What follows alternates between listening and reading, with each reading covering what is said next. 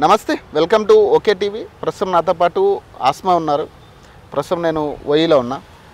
విద్యార్థుల సమస్యలు వింటా అంటూ మొన్న ఎమ్మెల్సీ అద్దంకి దయాకర్ చిక్కట్పల్లి లైబ్రరీలో ఒక మీటింగ్ పెట్టడం జరిగింది విద్యార్థులతో. సో విద్యార్థులు కొన్ని ప్రశ్నలు కూడా అడగడం జరిగింది. మరి దానికి సమాధానం వచ్చిందా? అసలు అద్దంకి దయాకర్ ప్రధానంగా సడన్గా ఇప్పుడు వచ్చి అక్కడ కూర్చోవడానికి ప్రధాన కారణం ఏంటి? ఇవన్నీ కూడా తెలుసుకునే ప్రయత్నం చేద్దాం. నమస్తే. నమస్తే. మరి ఇప్పుడు దాకానేమో ఎవరు మా సమస్యలు వినట్లేదు, అసలు కనీసం ఎమ్మెల్సీగా గెలిచిన వాళ్ళు కూడా మా సమస్యలు వినలేదు అన్నట్టు. మరి మొన్న అద్దంకి దయాకర్ వచ్చినప్పుడు మీ సమస్యలు వినడానికే కదా ఆయన వచ్చింది. మరి ఎందుకు మీరు ఆయన్ని ఆహ్వానించలేకపోయారు? ఆహ్వానించినము, కూర్చోబెట్టినము, కానీ ఏమైందంటే అందరు కూడా ఒకే రకంగా స్వీకరించుకోలేరు కదా. ఎందుకంటే గత 12 సంవత్సరాలుగా, 2 కూడా కాదు, వీళ్ళొచ్చి 2 సంవత్సరాలు అవుతుందేమో అధికారంలోకి, అంతకుముందు 10 సంవత్సరాలు, మొత్తం 12 సంవత్సరాలుగా నిరుద్యోగులు, ఉద్యోగం రానోళ్ళు చాలా సఫర్ అవుతున్నారు. మరి వాళ్ళ ఫ్రస్ట్రేషన్ కి కారణాలు ఏందో తెలుసుకునే ప్రయత్నంలో వీళ్ళు వచ్చిరు కదా. చెప్పినాము, చెప్పేవాళ్ళు చెప్పే రీతిలో చెప్పారు. కొందరు ఆవేశంగా చెప్పారు, కొందరు కూల్ గా చెప్పారు. కానీ మ్యాక్సిమం ప్రతి ఒక్కరు ఆవేదననే వ్యక్తం చేశారు. ఎవరు కూడా మీరు మంచి పని చేస్తున్నారని చెప్పేసి ఎవరు కూడా మెచ్చుకోలేదు. ఆయన రావడానికి ఉద్దేశం ఏందో కూడా మాకు తెలియదు ఆ రోజు వాస్తవానికి. ఇంతకుముందు వచ్చినప్పుడు అక్కడ నిరసన వ్యక్తమైంది కాబట్టి ఆయన ప్రూవ్ చేసుకోవడానికి మళ్ళీ ఒకసారి వచ్చిరేమో అని చెప్పేసి నేను అనుకుంటున్నా. ఎందుకంటే మళ్ళీ రాకపోతే వ్యతిరేకత వస్తుంది కదా. అంటే ఇది మంచిదా అంటారా, చెడ్డదా అంటారా? అంటే ఆయన రావడం చిక్కట్పల్లి లైబ్రరీలోకి వచ్చి మీ విద్యార్థులతో కూర్చోవడం అనేది ఆయనకి మంచిది. ఫస్ట్ ఆఫ్ ఆల్ ఆయనకి మంచిది. ఎందుకంటే ఆయన మీద ఉన్న వ్యతిరేకత పోగొట్టుకునే ప్రయత్నం ఇది. పోగొట్టుకొని నేను ఇచ్చిన మాట ప్రకారం వచ్చినా అన్నట్టు ఆయన నిలబెట్టుకున్నారు. ఆయన ఎప్పుడు ఇది మంచిదా అని మాకెప్పుడు అనిపిస్తుంది, మా సమస్యల పట్ల ఏదో ఒక నోటిఫికేషన్ వచ్చి ఈయన ఆ మాట నిలబెట్టుకుంటే అప్పుడు మాకు కూడా మంచి జరిగినట్టు. ఇప్పుడైతే ఆయనకే మంచి జరిగింది, మాకేం మంచి జరగలేదు. ఇప్పుడు అంటే ఆ రోజు అడుగుతుండే కదా ఆయన, మీ సమస్యలు ఏందో చెప్పండి, అసలు విద్యార్థి సమస్యలు ఏమున్నాయి, జెన్యున్ గా మీ సమస్యలు చెప్పండి తప్పితే ఇది రాజకీయం చేయొద్దని మాట్లాడింది కదా ఆయన. మరి ఇది సమస్యలు విన్నారా, చెప్పిర్రా మీరు? సమస్యలు చెప్పినాము, మేము పడుతున్న బాధలు చెప్పినాము, అన్ని చెప్పినాము. చాలా ఎదురు చూసినాం కూడా. ఎందుకంటే ఒక పర్సన్, ఒక అధికారి అక్కడికి నిరుద్యోగుల మధ్యలోకి వస్తున్నారంటే ప్రభుత్వంలో ఏం జరుగుతుంది, అసలు వీళ్ళ సమస్యలు ఏంది, ముందే ఒక నివేదిక తీసుకొని దానికి గల సొల్యూషన్స్ ఏంది తెలుసుకొని రావాలి అక్కడికి. కానీ ఈయన ఏం చేసిండంటే ఓన్లీ మా సమస్యలే వినిపోయిండు. డైరెక్ట్ అసలు ఏం జరుగుతుంది, నెక్స్ట్ ఏం జరగబోతుంది, ఎలాంటి హామీ లేదు, ఏం లేదు. నేను సీఎం దృష్టికి తీసుకెళ్తా, మిమ్మల్ని కూడా 20 మందిని అట్లా తీసుకెళ్తా, మీరు రెడీగా ఉండండి అని చెప్పేసి వెళ్ళిపోయారు అంతే. అంతకుమించి అక్కడ ఏం జరగలేదు. మేము ఎక్స్పెక్ట్ చేసినాము మా సమస్యలన్నీ చెప్పిన తర్వాత ఏమన్నా నోటిఫికేషన్ గురించి హామీ ఇస్తారేమో, ఏమన్నా హామీలు ఇట్లే చెప్తారేమో, అధికారంలో ఉన్నారు కాబట్టి ప్రభుత్వం నుంచి ఏమన్నా తీసుకొచ్చిరేమో అని చెప్పేసి మేము అనుకున్నాము. తీరా చూస్తే మొత్తం మా మాటలన్నీ విన్న తర్వాత ఇక వెళ్ళిపోయారు, ఇక ఏం మాట్లాడలే. అదే షాక్ అయినా మేము. ఏంది మేము ఇంత బాధపడి చెప్తుంటే కూడా అసలు ఏంది, అసలు అక్కడికి రానివ్వడమే మా తప్పైందన్న తర్వాత అర్థమైంది మాకు. అసలు ఎవరిని కూడా రానివ్వద్దు. మళ్ళీ అదే ఇప్పుడు ఆయన వచ్చిపోయాడు. అదే మేము ఒక ప్రెస్ మీట్ పెట్టుకుందామంటే కూడా మాకు పర్మిషన్ ఉండదు, బయటికి వెళ్ళండి అంటారు. మరి మీరు బోర్డు పెట్టిరు, అక్కడ బోర్డు పెట్టేసి తీసేసిరు, భయపడి తీసేసిరు. ఎందుకు తీసేసిరు? ఓన్లీ అద్దంకి దయాకర్ అక్కడికి రావడానికి తీసేసిరా. తీసేసిన తర్వాత మేము ఒక ప్రెస్ మీట్ పెట్టుకుంటాం నిన్న అంటే, నిరుద్యోగుల పక్షాన ఒక ప్రెస్ మీట్ పెట్టుకుందామంటే ఎందుకు అనుమతించట్లేదు? మరి ఎందుకు అంత భయం? మరి అంటే రాజకీయాల కోణం కోసమే ఈ లైబ్రరీలు ఉన్నాయా? అంటే నిరుద్యోగుల పక్షాన ఎవరు మాట్లాడొద్దా? మేము ప్రశ్నించొద్దా? మాకు జరుగుతున్న అన్యాయాన్ని మేము అసలు బయటికి చెప్పొద్దా? మరి అంత ఓపెన్ గా ఎమ్మెల్సీ వచ్చి అక్కడ మీటింగ్ పెట్టినప్పుడు మరి తర్వాత మీరు ఒక చిన్న ప్రెస్ మీట్ పెట్టుకోవడానికి ఏంటి అడ్డు వచ్చింది అంటారు? అదే కదా, అక్కడికి వెళ్ళి మేము ప్రెస్ మీట్ పెట్టుకుందామని నిన్న 3 గంటలకి టైం చెప్పి గ్రూప్ లో పెట్టేసుకున్నాం. తీరా అక్కడికి వెళ్ళేసరికి పోలీసులు ఉన్నారు. లేదు మీరు ఇక్కడ పెట్టొద్దు, గొడవలు అయితే మీరు వెళ్ళిపోండి అంటే, అసలు పోలీసులకి లైబ్రరీ దగ్గర పనేంది, ఏం పని? మరి మేము రావద్దు, మీడియా రావద్దు, అసలు ఎవరు రాజకీయ నాయకులు రావద్దని కూడా ఉండాలి వాళ్ళకి. రాజకీయ నాయకులు రావచ్చంట, వాళ్ళు సభలు పెట్టుకోవచ్చట, వాళ్ళు వంటలు చేసుకోవచ్చంట, ఈ పోలీసులు అక్కడ ఉండొచ్చంట, కానీ నిరుద్యోగులు మాత్రం ఏం మాట్లాడొద్దంట. ఇదేం రాజకీయం అసలు? అంటే నిరుద్యోగులు ఏదైనా మాట్లాడితే తీసుకుపోయి వాళ్ళ మీద కేసులు పెట్టే పనిలో ఉన్నారు. అసలు పోలీసులకి చిక్కట్పల్లి లైబ్రరీలో పనేముంది? ఏం వాళ్ళు కూడా గేటు బయట ఉండాలి. మరి నిరుద్యోగులు లోపల 1,00,000 మాట్లాడుకుంటారు, మీకు లోపల పనేముంది? మళ్ళీ రాజకీయ నాయకుల్ని మీరు రానిచ్చినప్పుడు నిరుద్యోగులు వాళ్ళ గురించి వాళ్ళు ఏమన్నా మాట్లాడుకుంటారు. మీడియా ముందు కనీసం చెప్పుకునే స్వేచ్ఛ కూడా లేదా? ఆర్టికల్ 19 ప్రకారం స్వేచ్ఛ ఉందంటారు. ఎక్కడుంది స్వేచ్ఛ? మొత్తం హరిస్తున్నారు, మొత్తం బందీలను చేస్తున్నారు మమ్మల్ని. మీకు అవకాశం ఇచ్చినట్టున్నారు కదా మైక్, మరి ఏం మాట్లాడారు? నేను చెప్పినా, ఎందుకంటే ఫస్ట్ ఆయన సమస్యలే వినడానికి వచ్చారు కాబట్టి అన్ని నోటిఫికేషన్స్ గురించి నేను చెప్పిన తర్వాత సరే మీరు నెక్స్ట్ టైం రారని మాకు తెలుసు. వాళ్ళు ఏమన్నారంటే నెక్స్ట్ టైం వచ్చేసరికి నేను నోటిఫికేషన్స్ తోటే వస్తా అన్నారు. మీరు రారని మాకు తెలుసు సార్, కానీ మీరు ఇదే చివరిసారిగా వస్తారు కాబట్టి మీరు మళ్ళీ కూడా రావాలని మేము కోరుకుంటున్నాము అని చెప్పేసి కూడా చెప్పినా నేను. మళ్ళీ వస్తారా రారా తెలీదు, 2 రోజుల్లో ఇన్ఫర్మేషన్ ఇస్తా అన్నారు. మరి మొన్న జరిగింది, ఈరోజు సాయంత్రం ఏమన్నా ఇన్ఫర్మేషన్ వస్తుందా అని చూస్తున్నాము. సీఎం ని కల్పిస్తా అన్నారు, 100% అయితే కల్పిస్తా అన్నారు. మరి కల్పిస్తారా, ఇంతకు ముందు అధికారులు చెప్పినట్టే ఈయన కూడా మరి మర్చిపోయి నిద్రపోతాడో తెలియదు. అంటే విద్యార్థులే ప్రధాన పాత్ర పోషించారు కదా ఈ కాంగ్రెస్ ప్రభుత్వం రావడానికి. మరి ఇప్పుడున్న నాయకులు చెప్పేది ఏంటంటే విద్యార్థులకి కాంగ్రెస్ పార్టీకి సంబంధం లేనట్టు వాళ్ళు మాట్లాడుతూ ఉన్నారు. బస్సు యాత్రకి విద్యార్థులకి సంబంధం లేదు, వాళ్ళే స్వచ్ఛందంగా ఈ బస్సు యాత్ర ప్రారంభించారు, దానికి కాంగ్రెస్ పార్టీకి సంబంధమే లేదు అని చెప్పేసి చెప్తా ఉన్నారు. సంబంధం లేదు అనే మాట తప్పు, అవాస్తవం అది. ఎందుకంటే నిరుద్యోగులు స్వచ్ఛందంగా ముందుకొచ్చారు. ఎందుకు ముందుకొచ్చారు? 10 సంవత్సరాలుగా నోటిఫికేషన్స్ లేవు కాబట్టి గత బీఆర్ఎస్ని ఎలాగైనా కూలగొట్టాలా ప్రభుత్వాన్ని అని చెప్పేసి వీళ్ళు దృష్టిలో ఉంచుకొని మేమందరం కూడా స్వచ్ఛందంగా ఎందుకు వచ్చినాము.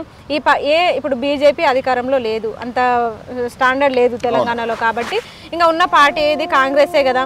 కాంగ్రెస్ని గెలిపిస్తే మాకేమైనా ఉద్యోగాలు వస్తాయేమన్న ఆశతోటి ఫస్ట్ ఒక ఆలోచించినాం మేము అందరము.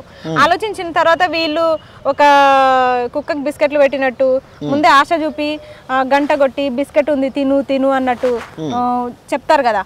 అట్లా వీళ్ళు ఏం చేసిరంటే 2 లక్షల ఉద్యోగాలు అని చెప్పేసి మేనిఫెస్టో యూత్ డిక్లరేషన్ విడుదల చేసిరు. చేసిన తర్వాత మేమేం ఫిక్స్ అయిపోయినాం. అప్పుడు ఇక ఎంత కష్టమైనా పర్లేదు, మనకు ఉద్యోగాలే ప్రధాన బాధ్యత కాబట్టి ఉద్యోగాల కోసం ఏ పార్టీ ఎక్కువ ఉద్యోగాలు ఇస్తే ఆ పార్టీకి ఓటేద్దామని చెప్పేసి చాలా మంది కూడా నిరుద్యోగులు అందరూ ఏడాదిలో 2 లక్షల ఉద్యోగాలు అంటే ఇంక అంతకంటే అదృష్టం ఏముంది. ఆ హామీ ఏ పార్టీ ఇచ్చినా సరే ఖచ్చితంగా ఆ పార్టీని గెలిపించేటోళ్ళమే. అట్లయింది పరిస్థితి. అట్లా ఆశ చూపేసరికి ఏమైందంటే ఖచ్చితంగా వీళ్ళకి సపోర్ట్ చేయాలి అని చెప్పేసి అన్నారు. ఇప్పుడు గడ్డకెక్కిన తర్వాత అధికారం వచ్చిన తర్వాత సంబంధం లేదు అంటే నిరుద్యోగులతో మీకు సంబంధం లేదా? నేను సూటి ప్రశ్న అడుగుతున్నా, ఇప్పుడు చెప్పండి మాకు. నిరుద్యోగులతో సంబంధం లేదు అంటే మేమేం చేసినా సంబంధం లేదన్నట్టే ఉండాలి మీరు. మరి మా నిరుద్యోగులను ఎందుకు గెలుకుతున్నారు? వచ్చి ఎందుకు డిస్టర్బ్ చేస్తున్నారు?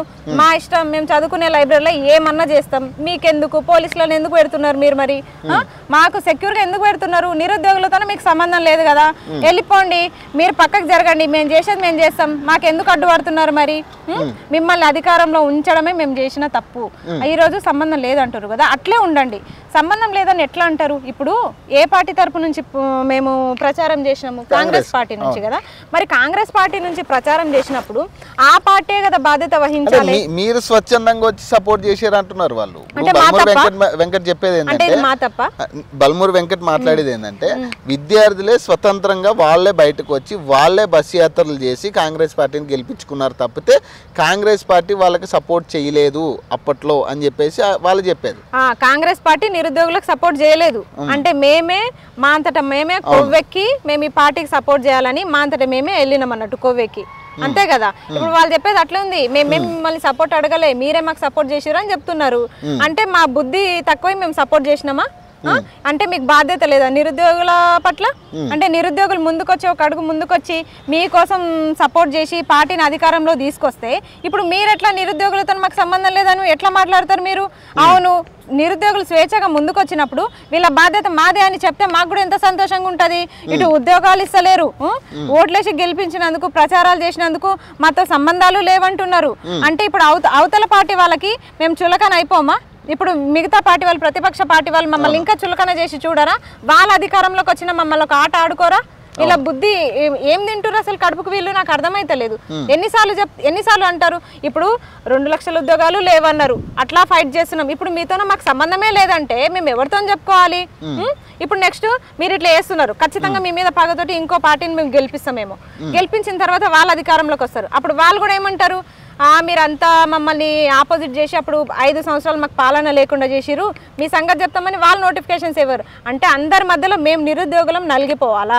మీ రాజకీయ పార్టీలు మంచిగానే ఉంటాయి కానీ మేము నలిగిపోవాలి, సంబంధం లేదని ఎట్లా అంటారు? దీని మార్పు కావాలి, ఉద్యోగాలు రావాలని ప్రధానంగా కాంగ్రెస్ కోటేసిరా, లేదంటే రేవంత్ రెడ్డి మొక్కను చూసి వేసిరా, లేదా కేసీఆర్ని ఓడించాలని వేసిరా? ఏంది, ఎందుకు వేయాల్సి వచ్చింది? దీంట్లో 2 ఆన్సర్లు కరెక్ట్. ఒకటి కేసీఆర్ని ఓడించాలనుకున్నాము, ఇంకొకటి కాంగ్రెస్ పార్టీ అధికారంలోకి రావాలనుకున్నాము. రేవంత్ రెడ్డి కాదు, రేవంత్ రెడ్డి ప్లేస్ లా చెప్పున్నా సరే, కాంగ్రెస్ పార్టీలో చెప్పున్నా సరే ప్రజలు ఆ టైంలో ఎన్నుకునేటోళ్ళు ఎవ్వరున్నా సరే. కానీ వీళ్ళు ఏం చేస్తారు అంటే దాన్ని రాజకీయ కోణంలో తీసుకుపోయి రేవంత్ రెడ్డే ఉండాలంటే, నేను మొన్న కూడా చెప్పిన, రేవంత్ రెడ్డి కాదు, రేవంత్ రెడ్డి కాంగ్రెస్ పార్టీ నుంచి బయటికి వస్తే అప్పుడు ఆ ప్లేస్లో వేరొకరు ఉంటారు, అప్పుడైనా గెలిపిస్తాం, అప్పుడైనా గెలిపించినాం. కాకపోతే మీకు 2 లక్షల ఉద్యోగాలు అనేది ఏదైతే ఉందో అది మ్యాండేటరీ. 2 లక్షల ఉద్యోగాలు మ్యాండేటరీ. అప్పుడు రేవంత్ రెడ్డి సీఎం అవుతాడని మాకు చెప్పలేదు, ఇప్పుడు కూడా చెప్తున్నాము రేవంత్ రెడ్డి సీఎం అవుతాడు, 2 లక్షల ఉద్యోగాలు ఇస్తాడని చెప్పలేదు. యూత్ డిక్లరేషన్ లో ప్రియాంక గాంధీ, రాహుల్ గాంధీ గారు వచ్చి అశోక్ నగర్ లో ఇక్కడ మొత్తం చెప్పిరన్నట్టు. చెప్పినప్పుడు మేము వాళ్ళ మాటలు నమ్మినాము. ఇప్పుడు కోమటిరెడ్డి వెంకటరెడ్డికి రేవంత్ రెడ్డికి పోటాపోటీ ఉండే సీఎం ఎవరైతారు అని. అప్పుడు కూడా ఎవరికైనా క్లారిటీ ఉందా తెలంగాణ ప్రజలకి? వాళ్ళు లోపలికి వెళ్ళి, అధిష్టానం లోపలికి వెళ్ళి మాట్లాడుకొని చర్చలు జరిపేంత వరకు కూడా అసలు ఎవరికి క్లారిటీ లేదు. బయటికి వచ్చి వాళ్ళు అనౌన్స్ చేసే వరకు కూడా మనకు తెలియదు. ఇదే ప్లేస్ లో కోమటిరెడ్డి వెంకటరెడ్డి ఉండింటే కూడా కాంగ్రెస్ పార్టీలో సీఎం ఆయననే ఉంటుండే కదా, అప్పుడైనా మనం స్వీకరించేటోళ్ళమే. అట్లాంటిది రేవంత్ రెడ్డి కోసమే ఓటేసినామని మేము చెప్పాము. అప్పుడు బీఆర్ఎస్ కి వ్యతిరేకంగానే ఓటేసినాము, కాంగ్రెస్ పార్టీని గెలిపియాలని చెప్పేసి నిరుద్యోగులందరం కృషి చేసినాము, గెలిపించినాము. నిరుద్యోగులు ఎవరైనా సపోర్ట్ చేసిరా గతంలో? అంటే కాంగ్రెస్ నాయకులు ఎవరైనా సపోర్ట్ చేసి మిమ్మల్ని యాత్రలు చేయించారా, లేకపోతే మీరు స్వచ్ఛందంగా యాత్రలు చేసిరా? స్వచ్ఛందంగా నిరుద్యోగులు ఫస్ట్ నిర్ణయించుకున్నారు అంతే. తర్వాత మాత్రం వీళ్ళందరూ ఎవరు సపోర్ట్ చేయలేదా? ఇదే రియాజ్ సార్ గాని, బల్మూర్ ఇదేమంటారు కోదండరామ్ సార్ గాని, బల్మూర్ వెంకటన్న గాని, వీళ్ళందరూ కూడా సపోర్ట్ చేసిర్రు. కానీ ఇప్పుడు దాటేస్తున్నారు. నేను బల్మూర్ వెంకట ఏం చెప్తా ఉండంటే, నేను మొదట్లో గాని చివరిలో గాని నేను అసలు విద్యార్థులతో ఎక్కడా కలవలేదు, ఆ ఉద్యమంలో నేను లేను అంటున్నాడు కదా. అయితే బస్సు యాత్రలో నేనైతే లేను, కానీ అన్న మాట్లాడిన వీడియో మాత్రం బయటికి వచ్చేసింది. చివరి రోజు సమావేశం ముగిసే రోజు సోమాజిగూడ ప్రెస్ క్లబ్ లో మాట్లాడిన వీడియో అయితే ఇప్పుడు సర్క్యులేట్ అవుతుంది. ఆ వీడియో చూసినాక కూడా మీరు ముగింపు పలకలేదంటే మాత్రం నేను కూడా నమ్మను. ఖచ్చితంగా వచ్చి ముగింపు అందరికీ కృతజ్ఞతలు తెలిపి ఈ బస్సు యాత్రలు నిర్వహించిన వాళ్ళకి అందరికీ కృతజ్ఞతలు తెలిపారు. మెయిన్ దీనికి head big boss Riyaz sir. మరి ఆయన ఎందుకు సపోర్ట్ చేస్తలేరు? ఇప్పుడు బల్మూర్ కాదు, కోదండరామ్ కాదు, వీళ్ళందరూ కాదు, రియాజ్ సార్ని పట్టుకోవాలి నిరుద్యోగులందరూ. ఫస్ట్ ఆఫ్ ఆల్ వీడు ఇక్కడికక్కడ ఎవరిని అనడమే తప్పు. రియాజ్ సారే మొత్తం చేసిండు. అక్కడ చిక్కడపల్లి లైబ్రరీలో మొత్తం ఆయననే తిరిగి ఇదంతా మీరు ఒక 2 నెల రోజులు పుస్తకాలు పక్కన పెట్టేసి రండి, తర్వాత మనకు ఖచ్చితంగా ఉద్యోగాలు వస్తాయి, మీ అందరి భవిష్యత్తు కోసమే రండి రండి రండి అని బయటికి లాగి ఈ రోజు ఆయనకు ఒక చైర్ దొరికి ఆయన చైర్లో కూర్చొని మిగతా నిరుద్యోగులు మాత్రం పక్కన పెట్టి కనీసం ఆయన కలుస్తలేడు నిరుద్యోగుల్ని.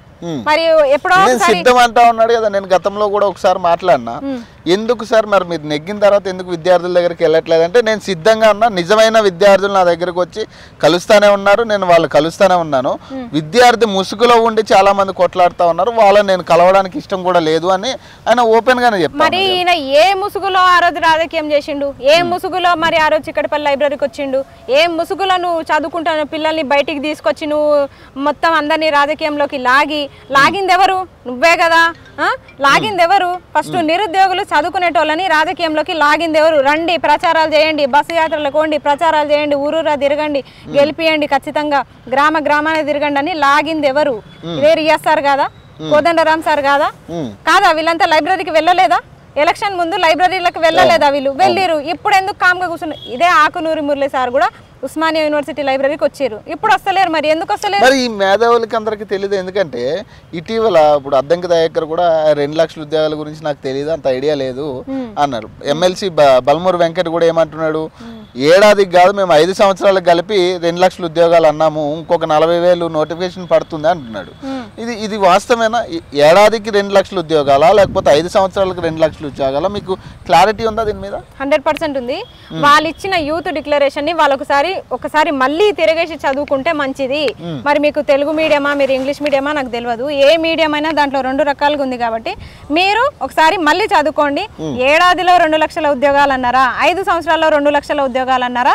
మీరు మాకు క్లారిటీ ఇవ్వండి, ఇప్పటికైనా ఇవ్వండి. మీరు నోటి పుణ్యాన ఒకసారి 2 లక్షలు అంటారు, ఒకసారి మొత్తం 5 సంవత్సరాల 2 లక్షలు అంటారు. ఏంది ఇది? అంటే ఎంత నోటికి ఎంత లెక్కలు వస్తాయి. ఇంకొకటి, ఇప్పుడు 60,000 ఉద్యోగాలు ఇచ్చినామన్నారు కదా శ్రీధర్ బాబు సార్, నిన్న మళ్ళీ కొత్త లెక్క చెప్పారు, 70,000 ఉద్యోగాలు ఇచ్చిరట. మరి 70,000 ఉద్యోగాల్లో కొండ సురేఖ గారు అడిగినట్టు లోపల వాళ్ళకి తెలిసిన వాళ్ళకి ఏమైనా 10,000 ఉద్యోగాలు ఇచ్చిరో మాకు తెలియదు. ఇక మరి ఎట్లా పెరిగినాయి? కొండ సురేఖ గారు కూడా అడిగిరు కదా అప్పుడు, మా మేనల్లుడో మా అన్న కొడుకు ఎవరు ఉన్నారు వాళ్ళకు ఉద్యోగాలు ఇవ్వాలని చెప్పేసి అడిగిరు కదా. అట్లా కానీ ఇచ్చిరేమో లోపల. అట్లా ఇచ్చేసి ఇప్పుడు 70,000 ఉద్యోగాలు ఇచ్చినామంటారు. ఇంకో 40 ఇస్తా అంటున్నారు. 40 ఇస్తారా ఏమో నాకు తెలిసిన లెక్క ప్రకారము. మానవతరాయ్ గారేమో 22,000 ఉద్యోగాలు అంటారు. ఇప్పుడు కొంతమంది చనగాన్ దయాకర్ అన్ననేమో 30,000 ఉద్యోగాలు అంటారు. బల్మూరు వెంకటన్ననేమో 40,000 ఉద్యోగాలు అంటారు. ఇన్ని లెక్కలు వీళ్ళకే క్లారిటీ లేదు. అంటే వీళ్ళందరూ స్క్రిప్ట్ కరెక్ట్ ఫాలో అవ్వట్లే. ఇంతకు ముందేమో 60,000 స్క్రిప్ట్ ఉంది, ఇప్పుడు 70,000 స్క్రిప్ట్ వచ్చేసింది. అంటే వీళ్ళందరి 40,000, 30,000, ఈ 20,000 కలిపితే 70,000 అవుతుంది కరెక్టే. కానీ అసలు మీరు ఒకసారి మీరే లెక్క చూసుకోండి. మీరు పిచ్చి పిచ్చి లెక్కలు చెప్తే మాకు నిద్ర పడతలేదు నిరుద్యోగులకి. ఇదేంది అసలు? పీడకలలు కూడా అవే వస్తున్నాయి. అమ్మో 40,000, 30,000, అందులో సగం అంగన్వాడీ పోస్టులే ఉంటాయి మాకు తెలుసు. ఇప్పుడు మీరు రాస్తారా అంగన్వాడికి? మీకు ఇస్తారా అంగన్వాడివి? అంగన్వాడివి 15,000 పోస్టులు ఉంటాయి, మీకు ఇస్తారా మరి? ఇప్పుడు ప్రీ ప్రైమరీ స్కూల్ అని పెట్టేసి చెప్తున్నారు, దాంట్లో ఒక 15,000 అవే పోతాయి, 30,000 అయిపోయాయి అంటారు. అప్పుడు ఏంది పరిస్థితి? అంటే నిరుద్యోగులు ఇట్లే లైబ్రరీలో మగ్గిపోవాలా వీళ్ళ వల్ల? కానీ ఇంకొక విషయం అంటే ఇప్పుడు సడన్గా మళ్ళీ నిరుద్యోగులు ఎందుకు గుర్తొస్తూ ఉన్నారు కాంగ్రెస్ నాయకులకి? ఇటీవల మళ్ళీ ఇది నిరుద్యోగుల గురించి వరుసగా మాట్లాడుతూ ఉన్నారు. గుడ్ న్యూస్, నిరుద్యోగులకి గుడ్ న్యూస్ అంటూ కూడా గుర్తొస్తలేరు, మర్పిస్తున్నారు మమ్మల్ని. అంటే మీకు ఆల్రెడీ 70,000 ఉద్యోగాలు ఇచ్చినాము అని చెప్పేసి మర్పిస్తున్నారు. అంటే ఇక్కడ ఫైట్ చేసేటోళ్ళకంటే తెలుస్తుంది ఎన్ని వేలు ఇచ్చిరు ఏం కథ అని ఊర్లో ఉన్న వాళ్ళకి తెలుస్తుంది. కానీ అసలు ఇక్కడ గవర్నమెంట్ లో ఏం జరుగుతుంది అని చెప్పేసి ఇక్కడ తిరిగేటోళ్ళకి మాకు తెలుసు. మళ్ళీ నిరుద్యోగులు జపం చేస్తున్నట్టే కనపడుతున్నారు. జపం ఏం చేస్తలేరు. స్థానిక సంస్థ ఎన్నికలు వస్తా ఉన్నాయి, క్లియర్ గా చెప్తూనే ఉన్నారు నిరుద్యోగులతో మాకు సంబంధమే లేదు, అసలు వాళ్ళు మా ప్రచారంలో పార్టిసిపేట్ చేయాలి, మేము చెప్పలేదు వాళ్ళకి, వాళ్ళంతట వాళ్ళే కొవ్వెక్కి చేసిరు మాకు ప్రచారాలు అని చెప్పేసి చెప్తున్నారు వీళ్ళు. అంటే ఇప్పుడు ఏమనాలి వీళ్ళని? విశ్వాసం అనేది ఉంచుకోవాలి కదా కొంచెమన్నా. ఇప్పుడు అవతల అంత 10 ఏళ్ల ప్యానల్ BRS ని మేము అనగదొక్కాలని చెప్పేసి ఎంతో డేర్ స్టెప్ వేసి ఆ రోజు ప్రచారాలు చేస్తే ఈ రోజు వాళ్ళ ప్రచారానికి మాకు సంబంధం లేదు అంటారా? ఒకవేళ మీకు చెప్పకుండా మేము స్వచ్ఛందంగా ప్రచారం చేసి ఉంటే ఈ రోజు మా వెనక నిలబడాల్సింది ఎవరు? మీరు కాదా? మీరే కదా. ఇప్పుడు మా బాధ్యత ఎవరు తీసుకోవాలి? అవును, నిరుద్యోగులందరూ స్వచ్ఛందంగా వచ్చిర్రు, మరి స్వచ్ఛందంగా ప్రచారం చేసినాము, మరి మా నుంచి మీరు ఎందుకు ఒక అడుగు ముందుకేయట్లే? రైట్. అవును. ఇప్పుడు అవతల పార్టీలతోనా మేము దొబ్బించుకోవాలా, ఇటీవల పార్టీలతోనా మేము దొబ్బించుకోవాలా? ఏంది మధ్యలో మా పరిస్థితి ఏంది? ముందు నువ్వు వెనక గొయ్యి అన్నట్టుంది. అంటే ఏం చెప్తావు మరి ఫైనల్గా? ఇప్పుడు ఎవరైతే ఇప్పుడు మళ్ళీ ప్రధానంగా విద్యార్థుల గురించి మాట్లాడుతూ ఉన్నారు, కొంత ఇది కూడా జరుగుతూ ఉంది, స్థానిక సంస్థ ఎన్నికలు వస్తున్నాయి కాబట్టి మళ్ళీ నిరుద్యోగులుగా గుర్తొచ్చారు వీళ్ళకి అనేది, ఇది వాస్తవమా? ఏం జరుగుతూ ఉంది? వాస్తవమే. ఎందుకు గుర్తొస్తున్నారు నిరుద్యోగులు అంటే, నిరుద్యోగులు నోటిఫికేషన్స్ వేయకపోతే మేము పోటీ చేస్తామని చాలా మంది ప్రకటించారు. ప్రతి డిపార్ట్మెంట్ డిఎస్సి స్పోర్ట్స్ కోటా కానీ, ఇప్పుడు నేను కానీ చాలామంది నిరుద్యోగులు కూడా వాళ్ళ గ్రామాల్లో లోకల్ ఎలక్షన్స్లో పోటీ చేస్తున్నామని ప్రకటించారు. ప్రకటించేసరికి వీళ్ళకి ఏమైందంటే వెనపూస రాస్తున్నారు. ఇప్పుడు మళ్ళీ వెనపూస రాస్తే కొంచెం చల్లగా అవుతారు, శాంతి నీళ్ళు పోస్తే చల్లగా అవుతారు అన్నట్టు అమ్మ వీళ్ళని ఎట్లయినా నిరుద్యోగులని మేము దగ్గర తీసుకోవాలి, హక్కును చేర్చుకుంటే 4 రోజులు మంచి మాటలు మాట్లాడితే వీళ్ళు కూల్ అయిపోతారు. తర్వాత వీళ్ళు ముందలుండి కొట్లాడేటోళ్ళు 20 మంది 40 మంది ఉన్నారు. అంటే వాళ్ళు చెప్తే కూడా ఎవరు నమ్మని స్టైల్లో మనం తీసుకురావాలి నిరుద్యోగుల్ని, గ్రామాల్లో వాళ్ళని పోటీ చేయకుండా చేయాలి, మళ్ళీ మేమే అధికారంలోకి రావాలి, మేమే మొత్తం నాశనం చేయాలని చెప్పేసి వీళ్ళ పథకం. అది నిరుద్యోగులు గమనించాలి. మొత్తం వీళ్ళ ప్లాన్ అంతే. ఇన్ని 2 ఇయర్స్ కావస్తుంది. మరి 2 ఇయర్స్ నుంచి గుర్తురా నిరుద్యోగులు. ఇప్పుడు ఎలక్షన్స్ ముందే ఎందుకు గుర్తొచ్చారు? నోటిఫికేషన్స్ ఇవ్వండి అంటే నిరుద్యోగులకు అది చెప్తాం ఇది చెప్తాం, ఉద్యోగాల జాతర ఆ జాతర ఈ జాతర అని ఎందుకు చెప్తున్నారు? అన్ని జాతరలు అయిపోతున్నాయి తెలంగాణలో. వీళ్ళు కొత్తగా ఈ ఉద్యోగాల జాతర పేరుతోనే మమ్మల్ని మోసం చేయాల్సిన అవసరం లేదు. ఫస్ట్ నోటిఫికేషన్స్ ఇస్తేనే వీళ్ళు అధికారంలో ఉంటారు. లోకల్ ఎలక్షన్స్ లో కూడా వీళ్ళు ఎప్పుడు ఇస్తే ఒక నోటిఫికేషన్స్ ఇస్తారు. ఏది ఇస్తారో? అంగన్వాడీ నోటిఫికేషన్. అది ఇచ్చిరు, ఆల్రెడీ ఫిలప్ చేస్తారు, ఊరి కోడళ్ళకి ఇస్తారు. ఇప్పుడు మా పరిస్థితి ఏంది? చాలా మంది పురుషులు ఉన్నారు, వాళ్ళ పరిస్థితి ఏంది?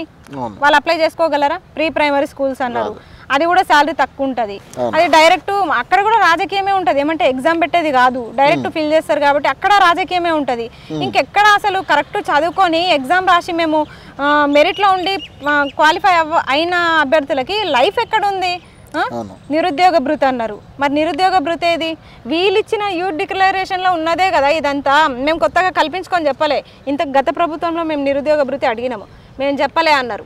మేము చెప్పలే అన్నప్పుడు మేము వాళ్ళని అడగలేము కూడా. నేను ఎక్కడ చెప్పినా నిరుద్యోగ భృతి ఇస్తా అని చెప్పేసి తర్వాత ఏర్పాటైన ఆంధ్రప్రదేశ్లో నిరుద్యోగ భృతి ఇస్తామంటారు. మరి మీకేం పుట్టింది? మీరు ఇస్తామని ముందే ప్రకటించి మీరెందుకు ఇస్తలేరు? ఏం రోగం అసలు మీకు? మొన్న అడిగిరా మరి అద్దంకి దయాకర్ నిరుద్యోగ భృతి ఎక్కడ ఉందని? నిరుద్యోగ భృతి గురించి నేనే అడిగినా, కానీ దానికి ఆయన ఎటువంటి ఆన్సర్ చెప్పలే.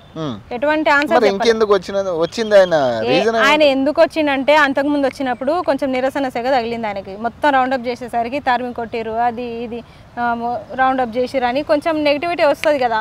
ఇప్పుడు నెక్స్ట్ ఎవరి ఫ్యూచర్ కోసం వాళ్ళు ఆలోచించుకుంటారు. మాదేముంది ఆలోచించుకొని అమ్మ ఈ వ్యతిరేకతని నేను పోగొట్టుకోవాలంటే మళ్ళీ నేను పోవాలని ఆలోచించిరేమో, అందుకే మళ్ళీ వచ్చిర్రు. పాజిటివ్ అయిందా నెగిటివ్ అయింది అంటారు ఆ రోజు? ఎవరికి? దయాకర్కి. ఆయనకు పాజిటివ్ అయింది, ఆయనకి పార్టీలో పాజిటివ్ అయింది. నిరుద్యోగుల్లో ఎప్పటికీ కాలేదు, కానీ ఈ రాజకీయ నాయకులకి నిరుద్యోగుల్లో ఎప్పటికీ పాజిటివిటీ రాదు, ఇక రాదు కూడా. అయితే ఆయనకి పాజిటివ్ ఎక్కడైంది? పార్టీలో అయింది. పార్టీలో ఏంటంటే సరే తనున్న వెళ్ళి కలిసిండు అని చెప్పేసి ఆ రోజు ఎన్ని మాటలన్నా నవ్వుతూనే ఆన్సర్ చెప్పిర్రు. ఆయన ఏం సీరియస్ అవ్వలేదు, ఏం అవ్వలేదు, నవ్వుతూనే ఆన్సర్ చెప్పిర్రు. చివరిగా మీరంతా చెప్పండి, ఆ తర్వాత నేను మాట్లాడతా, చాలా మందిని అధికారుల్ని నేను కలిసిన, మీరు చెప్పిన తర్వాత కూడా మీకు ఆన్సర్ ఇచ్చేసే వెళ్తా అన్నారు. తీరా చూస్తే నేను త్వరలో సీఎంని మిమ్మల్ని త్వరలో అనే మాట మాట్లాడాను అన్నాడు, మాట్లాడలే. మిమ్మల్ని అయితే సీఎంని కల్పించే బాధ్యత మాది, ఒక 20 మంది సిద్ధంగా ఉండండి, 2 రోజుల్లో మీకు ఇన్ఫర్మేషన్. గతంలో కూడా సీఎం కలిసిరు, బట్టి విక్రమార్కను కలిసిరు, మరి అప్పుడు లేదు, ఇప్పుడు కొత్తగా ఏం జరుగుతుంది? సీఎం అయితే కలవలేదు, అదే బట్టి విక్రమార్కని కలిసినాము, చాలా వినతులు ఇచ్చినాము. ఇక డిప్యూటీ సీఎం ఖచ్చితంగా వెళ్ళింది, కానీ ఇదంతా నిర్లక్ష్యం. మళ్ళీ నేను సీఎం కల్పిస్తాను. ఇప్పుడు కల్పించిన ఆశ్చర్యం లేదు, ఎందుకంటే ఎలక్షన్స్ ఉన్నాయి కదా, కల్పిస్తారు కూడా. మళ్ళీ అక్కడ ఎలాంటి మేము గట్టిగా క్వశ్చన్స్ అడగొద్దట, మేము ఎలాంటి అలిగేషన్స్ చేయొద్దంట. ఇంకా అక్కడికి పోయినాక ఏం చేస్తాం కానీ, కాకపోతే మా వర్షన్లో మేము కూడా ప్రశ్నించకపోతే మీరు అక్కడ దాకా తీసుకెళ్ళి ఎందుకు అంటే, మీరు చెప్పింది వినడానికి మేము అక్కడ దాకా రావాలా? అదేదో ఇక్కడే చెప్పండి, డైరెక్ట్ ఏదో ఒక మీడియాని పట్టుకొని చెప్పండి, సీఎం ఇట్లా అన్నారు, సీఎం ఇట్లా అన్నారు అని చెప్పేసి అయిపోతుంది. అసలు సీఎంకి కూడా కేసీఆర్ గురించి మాట్లాడడానికి టైం ఉంది, కేటీఆర్ గురించి మాట్లాడడానికి టైం ఉంది, కవితక్క గురించి మాట్లాడడానికి టైం ఉంది, మల్లన్న గురించి మాట్లాడడానికి టైం ఉంది. మరి నిరుద్యోగుల గురించి ఒక్క మాట మాట్లాడడానికి టైం లేదా? ఒకటే డైలాగ్, నిరుద్యోగుల వల్లనే ప్రభుత్వం ఏర్పడింది అంటే అట్లా వెనపూస పూస్తున్నారు తప్ప ఇప్పటిదాకా కలిసే ప్రయత్నం చేయలేదు, కనీసం మా గోడు వింటలేరు. ఇక ఎందుకు అంటే ప్రతిపక్ష హోదాలో కేసీఆర్ని తిట్టనికనే మీరు 5 సంవత్సరాలు అధిష్టానంలో ఉన్నారా? పాలన చేయడానికి ఉన్నారా? ఆయన ఈయన దిట్టు, ఈయన ఆయన దిట్టు. ఫైనల్గా ఏం చెప్తా అంటే వీళ్ళంతా రాజకీయ నాయకులు ఏం చేస్తారంటే వాళ్ళ స్వలాభం కోసము మా దగ్గరకు వస్తున్నారు, పోతున్నారు, మళ్ళీ వాళ్ళు కనిపించరు. కానీ నిజంగా మీరు నిరుద్యోగులకు ఏమైనా మేలు చేయాలనుకుంటే వెంటనే సీఎంని మమ్మల్ని కల్పించండి. ఇంకొకటి ఏంటంటే, మీ రాజకీయ స్వలాభాల కోసం ఇప్పటికీ నిరుద్యోగుల్ని వాడుకోవాలనుకుంటే మాత్రం పళ్ళు రాలుతాయి ఎవరైనా సరే. ఎందుకంటే ఇప్పటి వరకు మా సహనాన్ని పరీక్షించింది చాలు, ఇక మీదట ఆ అవకాశం అయితే మీకు ఇవ్వము. ఇప్పటిదాకా మర్యాద ఇచ్చినాము, దగ్గర కూర్చొని విన్నాము, అన్నీ చేసినాము, ఇక వినే ఓపిక మాకు లేదు. ఖచ్చితంగా కుక్క కాటుకు చెప్పు దెబ్బ అన్నట్టే ఉంటుంది మా సమాధానం. ఇక రైట్, థ్యాంక్ యూ. సో చూసారు కదా, మరిన్ని అప్డేట్స్ కోసం చూస్తూనే ఉండండి ఓకే టీవీ.